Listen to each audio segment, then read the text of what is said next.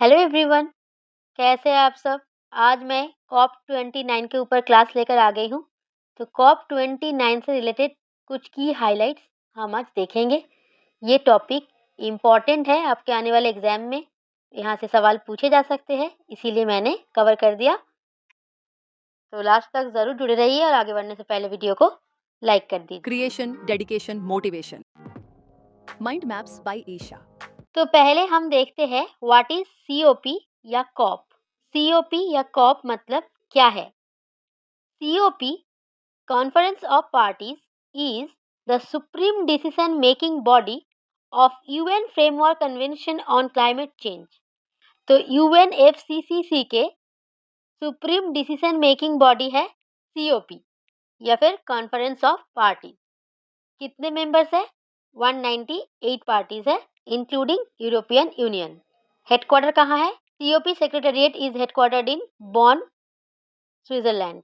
Purpose क्या है COP का, मतलब कॉन्फ्रेंस ऑफ पार्टीज का पर्पस क्या है?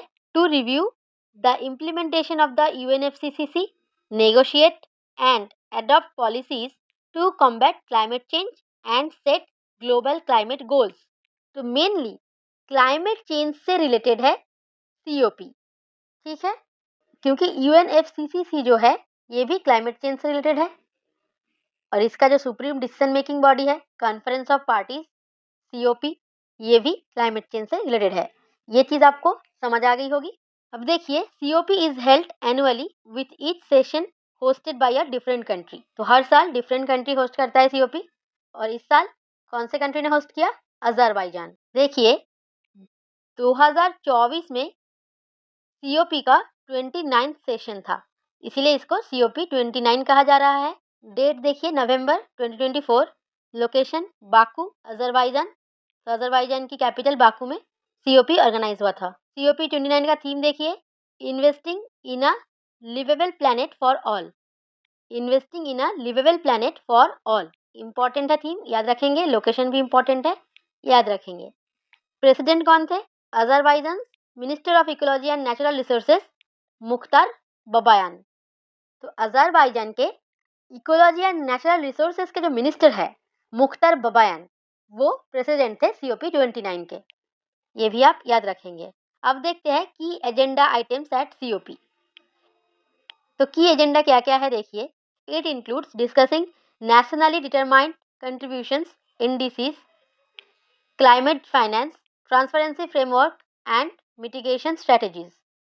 तो ये एजेंडाज है सीओपी के, याद रखेंगे। अब देखिए सीओपी 29 के objectives. Main objectives climate finance, mitigation adaptation, technology transfer, global stocktake. अब एक एक करके देखते हैं। क्लाइमेट फाइनेंस देखिए, establishing a new collaborative quantitative goal NCQG to mobilize finance resources particularly for supporting climate efforts in developing countries. तो climate finance जो है ये एक बहुत ही इंपॉर्टेंट ऑब्जेक्टिव है कॉप 29 के, जिसमें क्या कहा जा रहा है कि जो डेवलपिंग कंट्रीज है उनके क्लाइमेट एफर्ट को सपोर्ट करने के लिए क्या एस्टैब्लिश करना है? NCQG, new collaborative quantified goal. अब देखिए second point, mitigation and adaptation, enhancing commitments to reduce greenhouse gas emissions while implementing strategies to adopt the impacts of climate change. तो ग्रीनहाउस गैस एमिशंस को reduce करने के लिए जो commitments है उनको और ज़्यादा इन्हेंस करना पड़ेगा। अब देखिए technology transfer, promoting the exchange of climate friendly technologies to bolster global mitigation and adaptation initiatives. तो इको फ्रेंडली टेक्नोलॉजीज एक दूसरे के साथ एक्सचेंज करना है। जो कंट्रीज है, अलग अलग नेशंस है, सीओपी के जो अलग अलग मेंबर्स है वो एक दूसरे के साथ अपने क्लाइमेट फ्रेंडली टेक्नोलॉजीज को एक्सचेंज करेंगे। तो ये हो गया टेक्नोलॉजी ट्रांसफर। अब देखिए global stocktake, evaluating collective progress towards long term objectives of the Paris agreement. तो पेरिस एग्रीमेंट जो था ये भी क्लाइमेट चेंज से रिलेटेड था। तो क्लाइमेट चेंज से रिलेटेड जो पेरिस क्लाइमेट एग्रीमेंट था उसके जो लॉन्ग टर्म ऑब्जेक्टिव्स है उन ऑब्जेक्टिव्स को फुलफिल करना बहुत ज़रूरी है, इसीलिए इवेल्युएट करना चाहिए। तो ये सब बातें हैं कॉप 29 के ऑब्जेक्टिव्स के अंदर। तो फिर से मैं बताती हूँ, COP29 का जो ऑब्जेक्टिव्स है उसका सबसे मेन ऑब्जेक्टिव है क्लाइमेट फाइनेंस, उसके बाद क्या है मिटिगेशन एंड एडेप्टेशन, उसके बाद टेक्नोलॉजी ट्रांसफर मतलब क्लाइमेट फ्रेंडली टेक्नोलॉजीज जो है उसको ट्रांसफर करना एक दूसरे के बीच, उसके बाद है ग्लोबल स्टॉक टेक। अब देखिए इंडियाज की contribution and commitments in COP29। India का क्या कंट्रीब्यूशन है या इनिशिएटिव है COP29 में वो देखते हैं। Net zero target, India has committed to achieving net zero emissions by 2070। ये आपको पहले भी मैंने पढ़ाया था फ्यूचर गोल्स के अंदर कि इंडिया का नेट जीरो कार्बन एमिशंस का जो टारगेट है वो है 2070। तो 2070 तक India net zero carbon emitter बन जाएगा under Paris agreement. It emphasises balancing development needs with sustainable practices. तो डेवलपमेंट होना चाहिए लेकिन कैसा, सस्टेनेबल। तो सस्टेनेबल डेवलपमेंट की बात हो रही है मेनली। अब देखिए नेक्स्ट है renewable energy leadership. India is global leader in renewable energy aiming to achieve 500 gigawatt of renewable energy capacity by 2030। ये भी एक इंडिया का टारगेट है।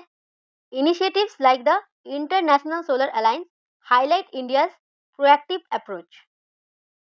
तो इंटरनेशनल सोलर अलायंस का हेडक्वार्टर कहाँ पर है आपको पता है, इंडिया में है। तो ऐसे जो इनिशिएटिव्स है ये बता रहा है कि इंडिया कितना प्रोएक्टिवली रिन्यूएबल एनर्जी के फील्ड में लीडरशिप दे रहा है।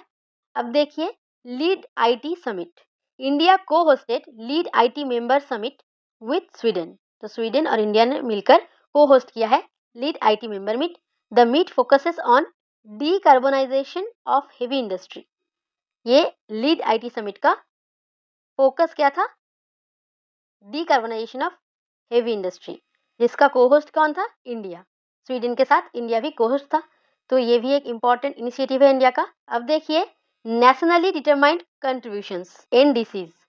India has updated its NDCs to include ambitious goals such as reducing the carbon intensity of GDP by 45% by 2030 and achieving 50% of its energy needs from renewable sources।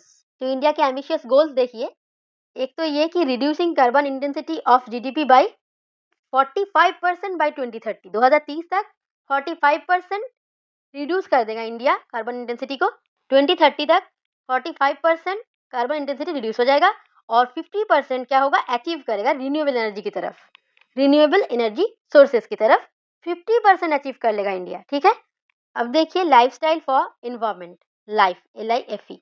India promotes the life initiative encouraging global sustainable consumption and environmentally friendly practices. तो India का जो life initiative है ये बहुत ही important initiative है। अब देखिए SIDS एडेप्टेशन फाइनेंस।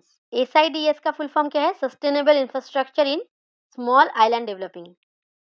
अब देखिए India has advocated finance unlocking and disaster resilient support for SIDs मतलब sustainable infrastructure in small island developing. तो देखिए स्मॉल आइलैंड डेवलपमेंट में सस्टेनेबल इंफ्रास्ट्रक्चर को इंडिया सपोर्ट कर रहा है, डिजास्टर रेजिलिएंट सपोर्ट दे रहा है, फाइनेंशियल सपोर्ट भी दे रहा है। ठीक है। अब देखिए COP के प्रीवियस सेशंस कहाँ हुआ, कब हुआ। COP28 वाज हेल्ड इन 2023, एक साल पहले हुआ था इन UAE। COP27 कहाँ हुआ था, इजिप्ट में 2022 में। और अपकमिंग COP सेशन कहाँ होगा, COP30 है अपकमिंग 2025 में होगा ब्राज़ील में, याद रखना ये पॉइंट। अब देखिए COP के कुछ इंपॉर्टेंट अचीवमेंट्स। COP21 का इंपॉर्टेंट अचीवमेंट क्या है, पेरिस एग्रीमेंट। और COP3 के Kyoto protocol were adopted at previous COP sessions. तो क्योटो प्रोटोकॉल और Paris agreement previous COP sessions में अडॉप्ट हुआ है। ये दोनों ही क्लाइमेट चेंज से रिलेटेड है। Kyoto protocol mainly greenhouse gas emission से रिलेटेड था, उसको रिप्लेस कर दिया गया COP21 में पेरिस एग्रीमेंट के द्वारा। ये चीज़ आप याद रखेंगे। अब कुछ क्वेश्चंस है आपके लिए, इसका जवाब आप कमेंट सेक्शन में देना। ऑलरेडी मैंने आपको पढ़ा दिया है। तो बस यही तक थी ये वीडियो, छोटी सी वीडियो थी लेकिन ये इन्फॉर्मेटिव है, आपके एग्जाम के लिए इम्पॉर्टेंट भी है। तो अगर आपको वीडियो पसंद आई हो तो लाइक करिए, कमेंट करिए और अपने दोस्तों के साथ ज़रूर शेयर करिए। PDF के लिए टेलीग्राम चैनल को ज्वाइन कर लेना। अगर आपने हमारे चैनल को सब्सक्राइब नहीं किया है तो ज़रूर कर लीजिए, क्योंकि मैं 8 PM वीडियो अपलोड करती हूँ हर रोज़, जो आपके आने वाले एग्जाम के लिए इंपॉर्टेंट है। शायद आगे के दिनों मैं हर रोज़ वीडियो अपलोड ना भी करूँ, लेकिन जब भी करूँगी 8 PM ही अपलोड करूँगी। टेलीग्राम चैनल ज़रूर ज्वाइन कर लीजिए कुछ भी अपडेट पाने के लिए।